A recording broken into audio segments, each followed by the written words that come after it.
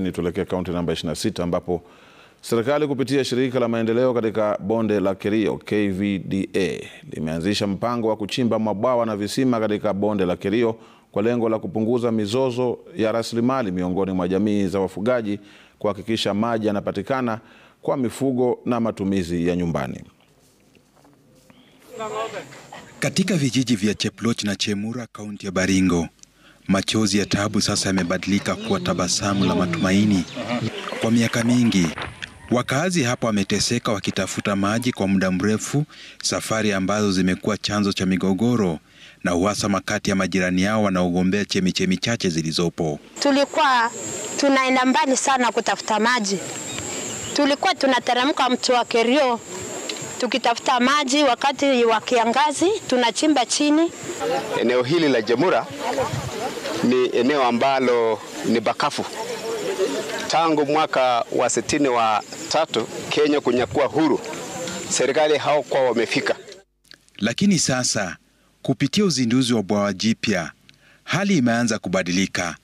Takriban wakazi 4,000 wanatarajiwa kunufaika, huku maisha ya wafugaji yakianza kupata mwelekeo mpya. Italete maji safi kwa shule na kwa wananchi wa sehemu hii, na tuna expect kwamba hii shule ikipata maji, watoto wengi watakuja kwa shule na enrollment ya shule pia itaongezeka. This region is one of the classified region as a arid region. So as a government priority is to ensure that the people get access to water for domestic and also for livestock and also for small scale irrigation in the region.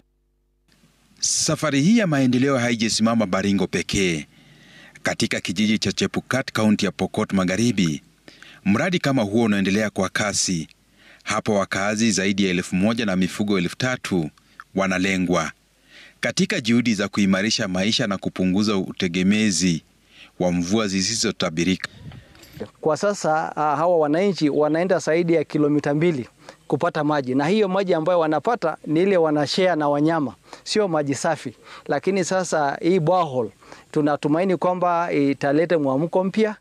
Ni picha ya matumaini, mshikamano na suluhu ya kudumu.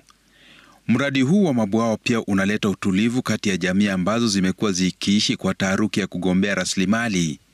Katika bonde hili lenye historia ya mivutano, sasa kunachanua historia mpya ya maendeleo, amani na mafanikio ya pamoja.